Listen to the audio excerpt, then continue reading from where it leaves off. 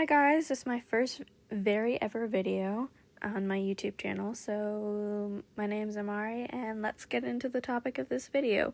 I love anime so much. I mean, what's not to love about it? Great animation style, great character writing, great show, great storyline. And if you're in the anime community, there's a good chance you've seen a gay ship. Like, it's almost impossible not to run into a gay ship in anime. Like, literally, it's impossible. There are tons of examples. Geto and Gojo, Dazai and Chuya, Victor and Yuri, Todoroki and Izuku, Tobeo and Shoyo, Bakugo and Deku is, like, the biggest, most controversial one. Sasuke and Naruto. Like, I mean, these guys are just perfection. I mean, Blue Lock literally stands for BL in my opinion. I mean, that cannot be a coincidence. This guy is literally bisexual. He's been confirmed to like both men and women. Fun fact, did you know that Suma from Demon Slayer, also bisexual? And it's not like there are a lack of BL and LGBTQ romance. There is. I mean, there could always be more, but there is. We have tons of examples of, I mean, Given, that destroyed me, perfection. Sasuke and Miyano is literally one of the fluffiest things to ever exist. Their relationship is perfection. So if there's already LGBTQ anime media out there, why does this happen? First of all, it is not because everything needs to be gay. That is incorrect, and I hate that narrative.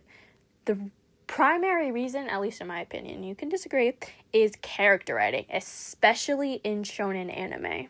My primary example for this is Naruto. Sasuke and Naruto, their relationship, which you can interpret either way as platonic or romantic, they have an excellent ride or die, they're each other's besties relationship. So why do people ship them together when there are two female characters who are supposed to be their love interests?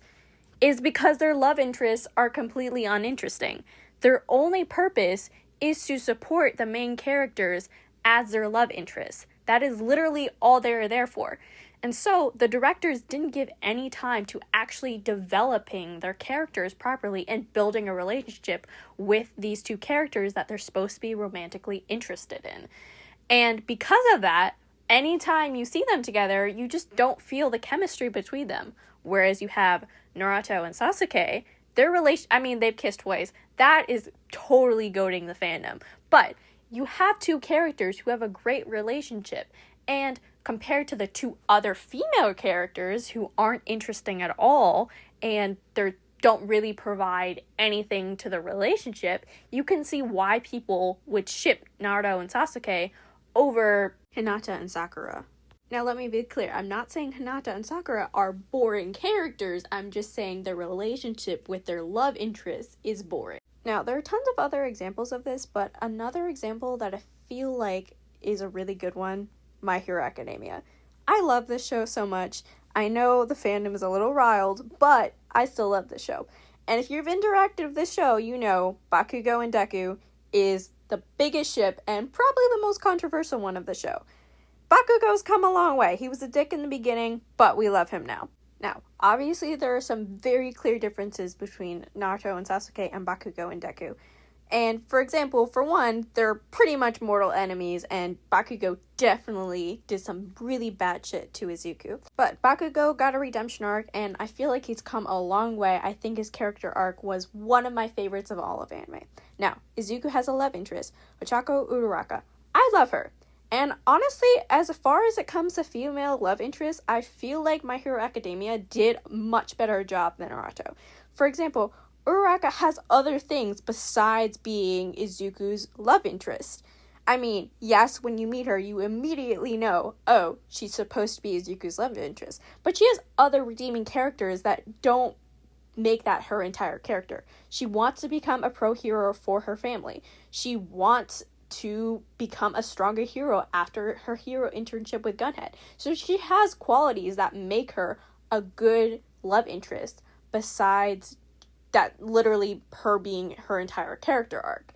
But, however, still, I don't feel like the show did enough developing the relationship with Izuku and Uraraka because, I mean, a lot of it was Izuku fixing his relationship with Bakugo, which was in terrible shape. So, did a better job, but still could see it either way. I see the fandom either way. where I could see Izuku with Uraraka or Izuku with Bakugo. That's why fanfiction exists, to please those who don't have canon.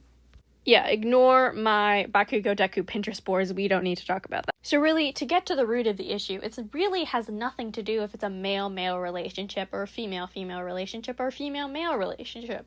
We want to see good character development and good character interaction.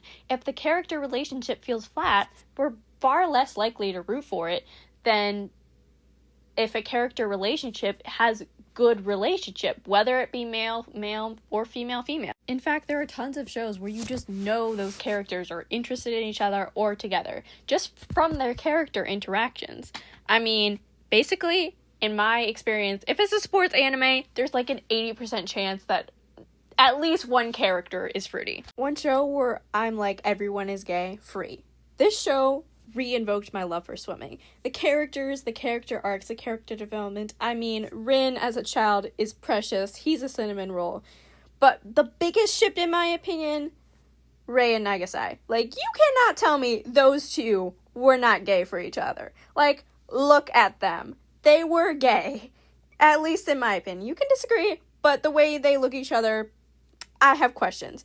And the show was so good, developing character relationships. I didn't know who to root for. Haru and Makoto, Haro and Rin, Rin and Sosuke. But I think we can all agree the greatest romance of the show was Haru and Mackerel. So anyway, Free, great anime. Did a great job developing characters, but a prime example of where you just know there's a little something more. So I know if I had $1 for every time Michael Tatum voiced a dark-haired, glasses, smart, analytical dude, I'd have $2, which doesn't seem like a lot, but it's odd that it's happened twice. So, in conclusion of the video, it's not about male-male characters or female-female characters or female-male characters. We want to have good character interactions and good character relationships. That's really all we're looking for. And if it so happens to be with the male best friend, so what? And interpret it as you will. That's what fanfiction is for, to please those who don't have canon. So, thanks for watching this video, and I hope you subscribe for more wacky content.